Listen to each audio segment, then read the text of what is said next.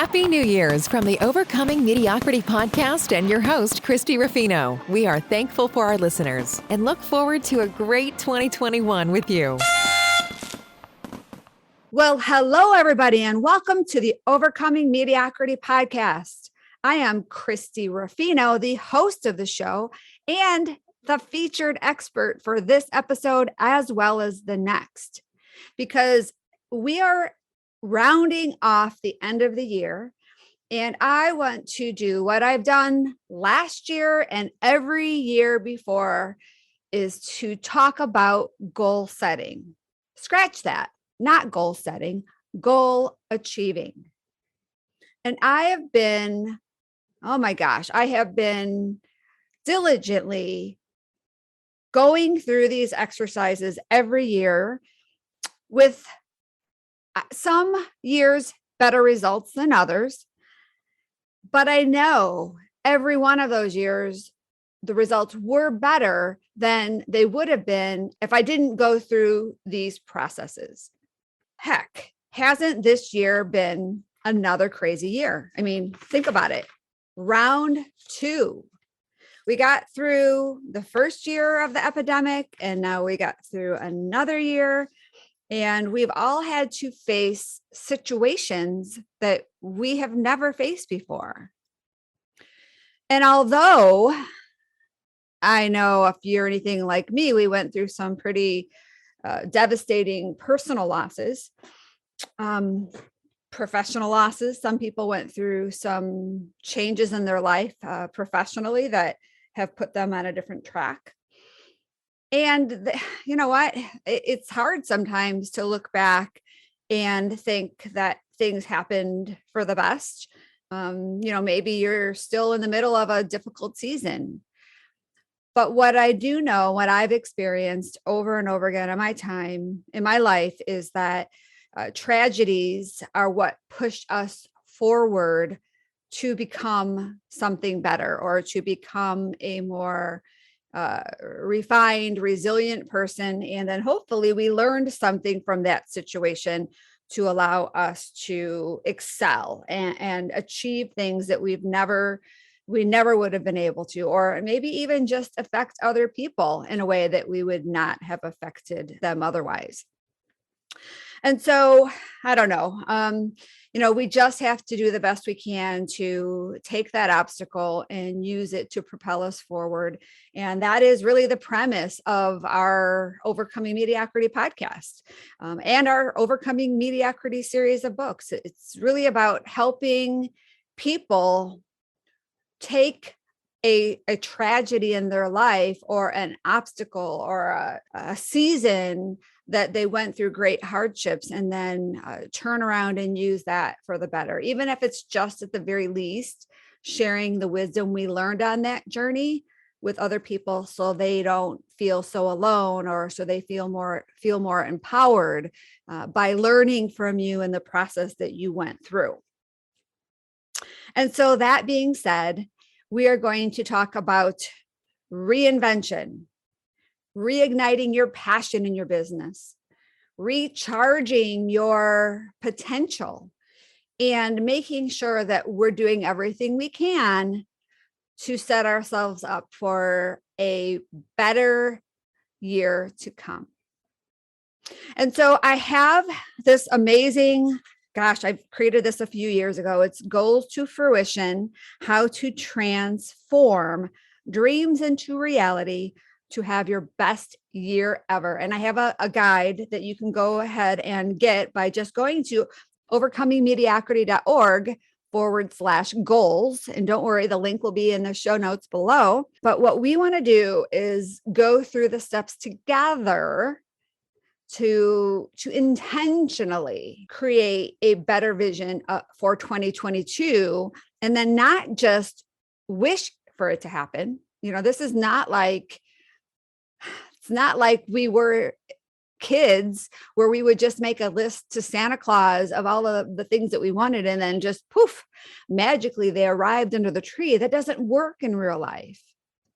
What works in real life is to set goals, to know our destination, and then to act upon that put the steps in place to ensure that we move forward, even if we don't reach our goal directly, or maybe we don't get to the goal that we wanted to. Maybe we only make it 3/4 of the way there. That's okay, because we made it 3/4 of the way there. And we probably, I would say, I could probably almost guarantee that you made it way farther than you would have if you did not set those goals at all. And that's why we want to set big goals. We want to set goals that will stretch our boundaries, that will stretch our thinking, and that will just really push us to become the person that we can become. All right. Are you guys ready to go? I know I'm excited to share this. And again, feel free to download the guide and follow along. This is an actual workbook for you to be able to fill in this information. And I've been doing this for years, all of these different steps, and I keep every one of them. So maybe this is your first of many years of going through this process, or maybe you went through it with me last year or even a previous year, because I didn't have my podcast beforehand, but I have done this exercise with my clients for many, many years. So feel free to go stop the podcast, pause it, go download the guide, and follow along with me. All right. Okay, we got lots to cover. So let's go ahead and just dive right in. Again, this is a 2-part series. We're going to go through the first few steps today, and then you'll have to come back next week, Wednesday, to finalize the process and get all of let's just wrap it up. We're going to put a bow on it, and we're going to wrap it up and be ready to go for the new year. Okay, step 1. Your year in review. It is impossible for us to get to our destination if we don't know where we're starting from. Yes? Think about it. Even with the best technology ever, we cannot put in a final destination and expect to get where we want to go unless we put our current location in that GPS, in that Garmin, in your phone, wherever it is. You have to know where you are now. You have to be able to assess where you're at and what has happened in the year before, right? So we can actually look at that. List out all of the successes that you have had in the last year. You may want to review what you determined were your goals, or maybe you just know them, or maybe you didn't make goals for last year, but just list out everything that happened in the last year that you were proud of, any successes you had, personally, professionally, it doesn't really matter. Just list them all out, brain dump, think about it, and spend some time processing this. You may not think of everything right now, but as soon as you start thinking about your year, think about January. What happened in January that was great? Then go to February. Maybe you had a vacation. I know I'm always looking forward to taking a vacation in February, but just go through month by month and jot down as many of the accomplishments that you can think. And then once you have that list defined, think about why you are grateful for achieving those milestones. How do you feel? It's really important to associate feelings with your accomplishments, because feelings are what fuel our passion. What fuels our momentum. It's the internal feelings that we associate with an action. Now list out any goals that you had that you were not able to achieve. I don't know. Maybe you wanted to get to a point where You are bringing in $10,000 a month consistently in your coaching business. I don't know, that's a great goal. I know that's a goal my clients love to be able to achieve, and they're super excited when they're able to consistently bring that in. That's great. But what if that was your goal and you didn't quite make it? Again, that's better than not having a goal at all and not achieving anything. But think about all of those goals that you perceived as being a failure or an almost achievable goal. Write them all out. Maybe you had a goal that you never even got to try to tackle. Maybe you had a goal that you started, and for the first 3 or 4 weeks, you did great. And then it got pushed to the side, never to be picked up again. I know many people do that with their fitness goals. The gyms are notoriously packed in January. And then maybe in February.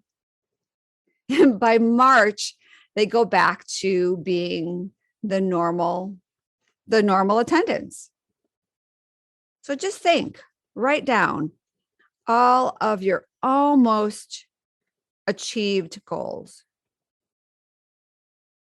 And then think about what stopped you from making the progress that you desired. I don't know, maybe it's something out of your control. Maybe you were doing really well, and then in July, you got struck with an illness that stopped you dead in your tracks. Maybe you did great, and then in February or March, I don't know, maybe you had a job change. Maybe something happened to a family member and you spent all of your time focused on supporting them. That is okay. There's no right or wrong here. It's just processing everything that happened so you could look at it more objectively and not think back emotionally about that. We don't want you to think you're a failure. That's why it really helps to be able to put things on paper so you can kind of look at it from the outside in and be in a more head space instead of a heart space around that. And then finally, maybe you had a goal. Maybe you didn't achieve it. Maybe you were stopped, not by something out of your control, but by something in your control. Maybe it was fear. Maybe it was doubt. Maybe it was from not having the right skills. Maybe it was just the fact that you had too much on your plate. And that is what distracted you or didn't allow you to focus enough energy on achieving this one important goal. So think about what you learned in that process. Think about what you can identify as the reasons why you didn't achieve that goal. What did you learn from that? There is no failure in the world ever, as long as we learn and grow from that situation. So identify everything you learned in the process around those almost achieved goals or goals that you perceive initially as being a failed goal.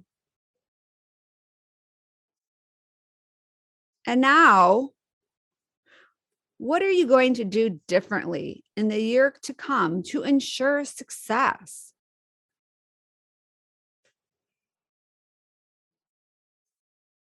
I like to equate this to fish. in a fish tank. I've heard this many times that when you put a fish in a fish tank, you have to make sure that you put it in the right aquarium. I know when I have a story about some goldfish that I had in my pond in the front of my house. And it's not a big pond. No, I had a big pond in a previous house, and I had koi in that fish pond. And we did things over the winter because I'm in Chicago to make sure that the fish were still able to live. They hibernated. They were fine most years. But the fish pond I have at my house now is very small. I would say, oh my gosh, maybe a little 10-gallon fish pond. Extremely small, about 18 inches across, maybe 6 inches deep. It's just big enough to put some tropical plants in there and a little duckwort floating on top and a few goldfish. Now, I didn't buy the goldfish. My grandkids got them at some carnival. So we had goldfish floating around in our pond all summer long. And this was about 5-6 years ago. And then when the winter came, I didn't want those fish to become fish popsicles. So I had to learn about having a fish. I went and bought the smallest fish tank I could that had a small little filter, because I didn't want to take up a lot of space. I did not want to spend a lot of money. I just wanted to keep these fish alive. I go to the pet store and I told them I've got 5 little goldfish, and they told me that the fish tank I wanted was too small and I had to buy a bigger fish tank. So right off the bat, in order for me to ensure that these fish would live, as long as I'm going to be investing the time and the money to learn how to have an aquarium for these fish to stay alive, I thought it would be best to buy the right type of fish tank. Then I'm not going to necessarily go into the fact that those fish kept living and living and living. And I still have one fish left from that initial school of fish, that he is a white fish and he's about 8 inches long already. So he's gotten pretty big. But what happens is that the fish will eventually stop growing when he reaches the maximum size for that particular fish tank. So the reason why I share this story is people are the same way. We will grow to a maximum point based on the container, the mental container that we are in. And that means this is really all about our belief system.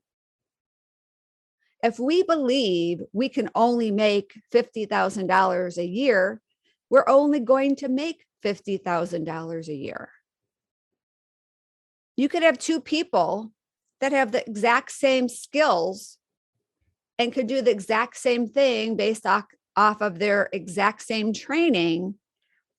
And one person could be stuck at 1 revenue and the other one could exceed that by 10, not because that person's any better, but because their belief system is bigger. And they've surrounded themselves with the right people to keep stretching their container, to keep expanding their belief system. And so they don't keep butting their heads up against the wall. They break through that wall and make a bigger wall. And so that is one of the pieces that I really want to instill in everybody today, is to keep expanding your container. What can you do in your life in 2022 to extend and expand your container? I don't know. For me recently, I had a revelation that my whole life I've lived basically within the 10-mile radius from where I grew up, from where I went to school, to where I had raised my kids, and to where they went to school, and to where we had our business. And not only have I lived in this radius, I really haven't had I just very limited in what I have exposed myself as far as where I've lived. Now, I've exposed myself to a lot of other things in my life, with friends, with traveling, but I've only lived in one place. And I'm thinking, is that making my container stay small? I don't know. I'm exploring that in 2022. Think about how you can expand your container. Do you need to learn something new? Do you need to join a group with people that you don't know? Because if you are the biggest person in that room, it is time to go to a different room. I always want to be the small fish in the sea, because that's going to allow me to keep growing. So go through this exercise, fill out the rest of the little prompts, and just use this as a time to reflect on the year behind you, so then we can start focusing on the year in front of you. All right, that was step 1. Let's go to step 2. Before we can really focus on our business goals for the new year, we really need to take a look at our complete life. Where are we balanced? Because we can't spend all of our energy in one area. We have to have balance. And this is where we want to work on our wheel of life. Go through the exercise to help you take inventory of the different segments of our life, the 8 segments, analyze where we're at so we can objectively take inventory and know what we need to focus on for the new year. So I'm going to list the different segments. If you don't have the worksheet, please go to overcomingmediocrity.org/goals and download it, or you can just make a list. Let's start with your spirituality or faith. Now, on the wheel, we have 5 different segments. So what you want to do is fill out the segment to the max that you feel that you are ranked in that area. Or you can just list them all out and have a little gauge, depending on how you want to do this. What we want to do with the wheel specifically is to, when we're done, look at what areas we need growth with. So we have spirituality and faith. Are you a 1 or are you a 5? Your personal development and education. Are you a 1 or are you a 5? Do you spend the evenings watching TV, or do you pick up a book or listen to a podcast or watch a YouTube video that's going to help you learn something? I don't know. Think about that. Hobbies, fun, and enjoyment. Are you a 1 or are you a 5? Maybe you're a 3.5. I don't know. Go ahead and mark that down. Wellness and eating healthy. Are you somebody that avoids sugar? Are you getting your proper nutrients?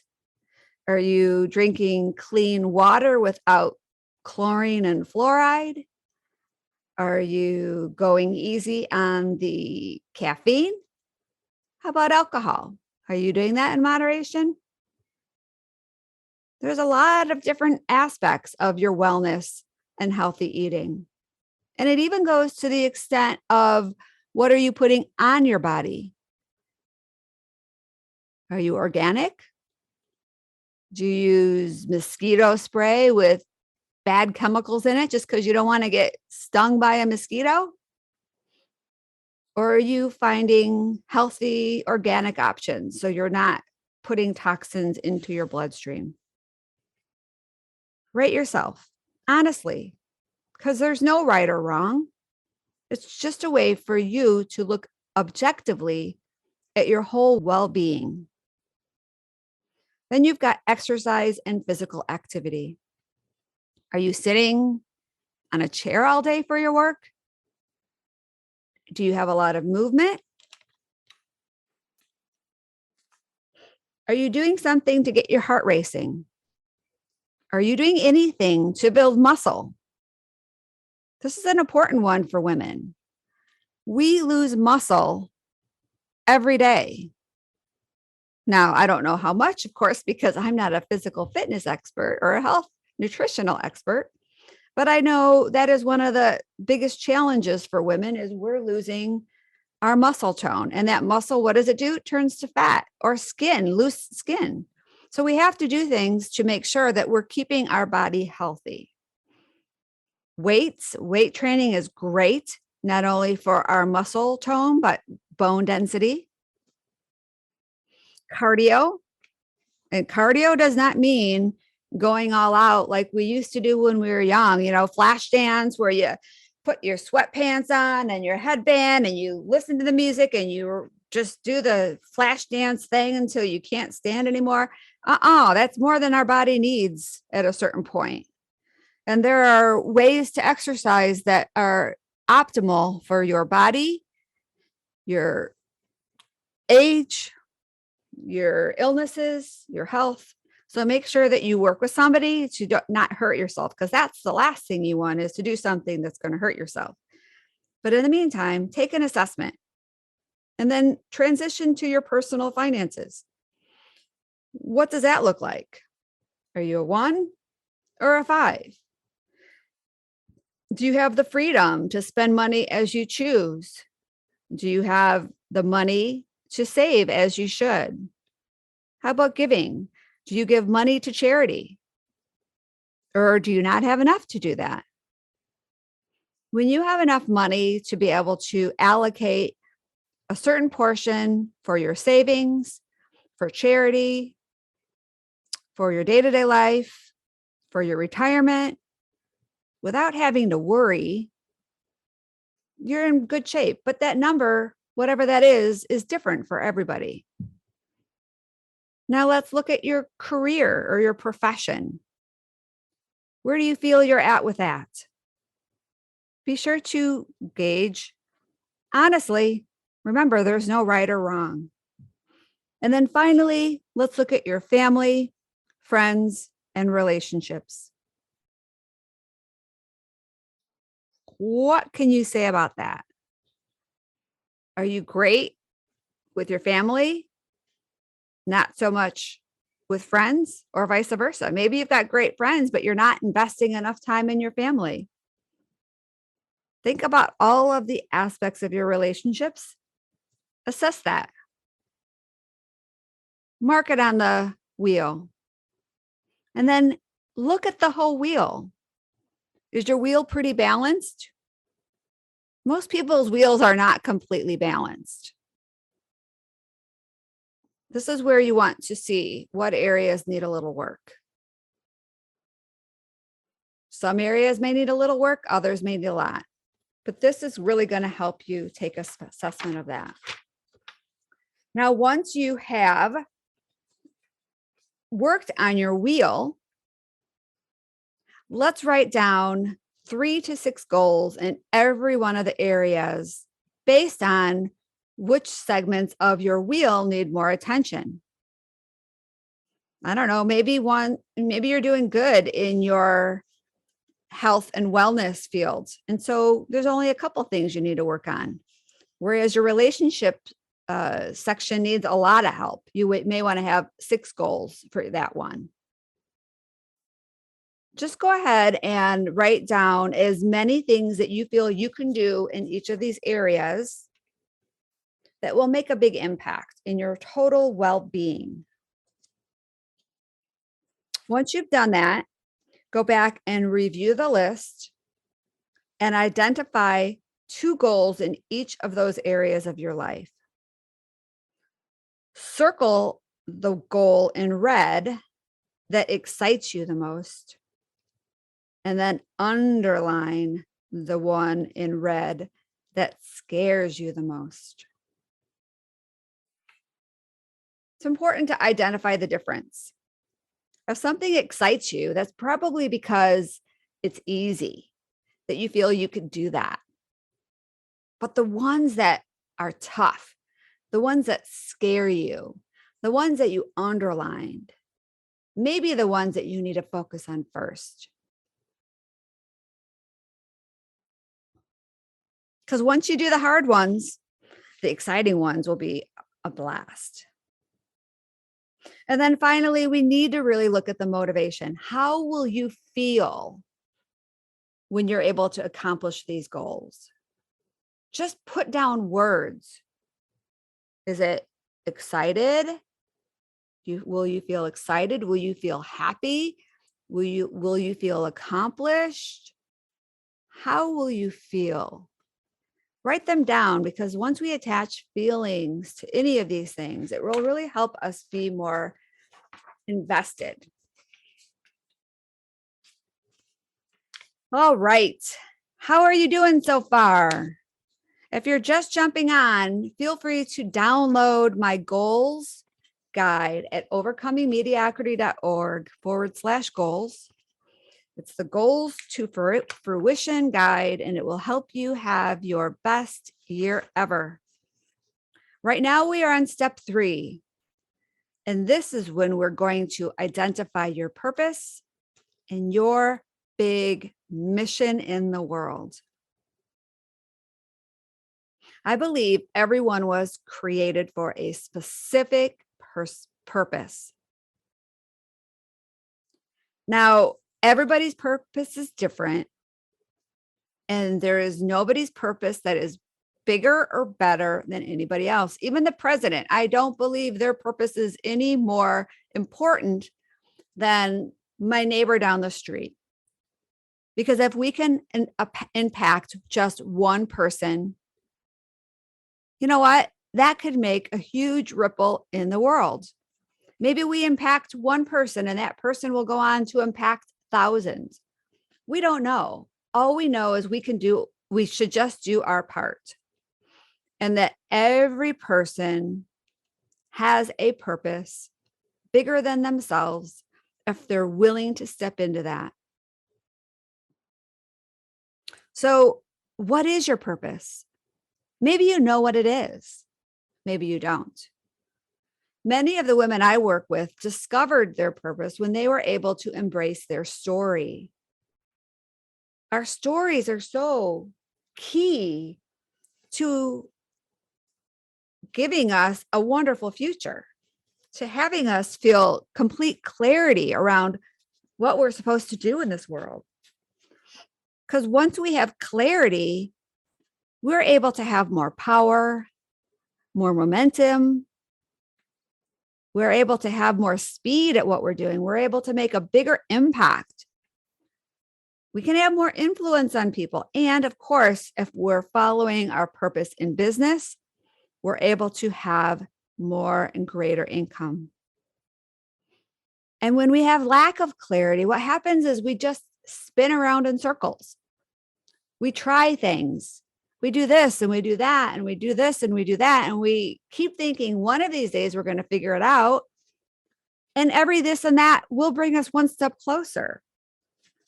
But if we can identify our story right off the bat, or sooner rather than later, we're able to have more purpose in everything we do. And then the right people, the right opportunities, the right resources will come to us at the right time because the reason is right. I love that. I love that belief system.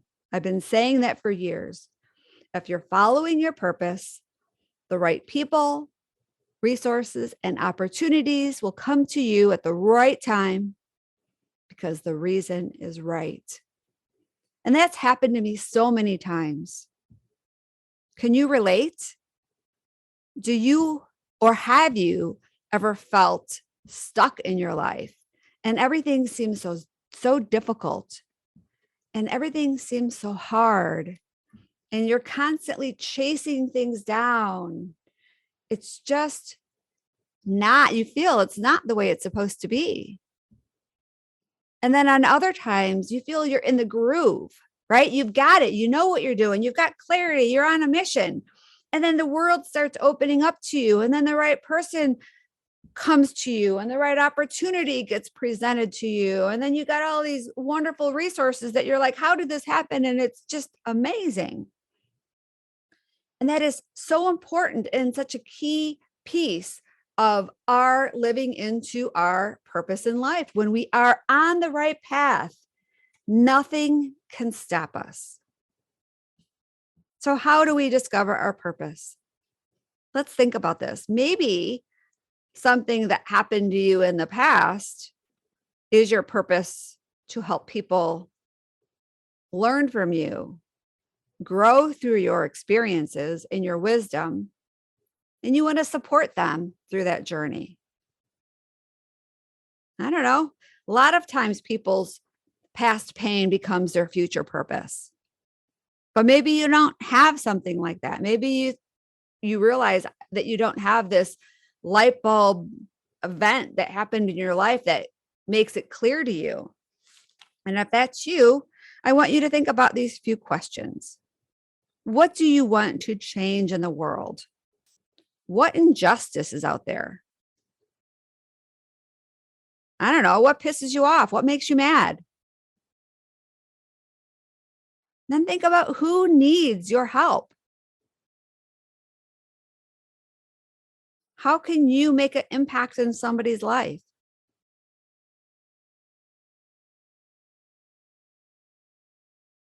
What is the challenge that these people are facing right now? And why is it important for you to work with them? Again, let's get into the feelings.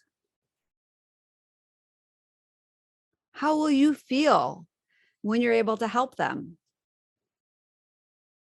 And now, why is it important for them to work with you? How will they feel when they're able to get the results that you can offer them?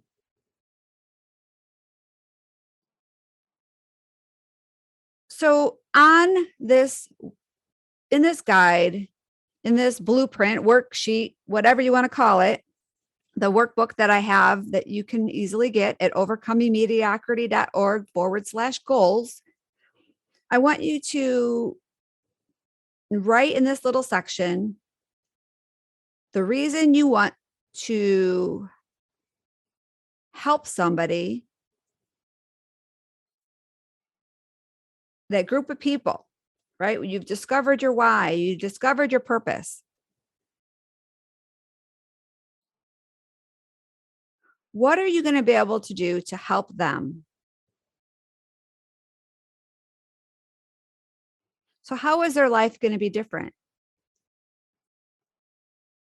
Will they be able to sleep at night better? Will they be able to live longer? I don't know. I'm not quite sure what you do and how you help people.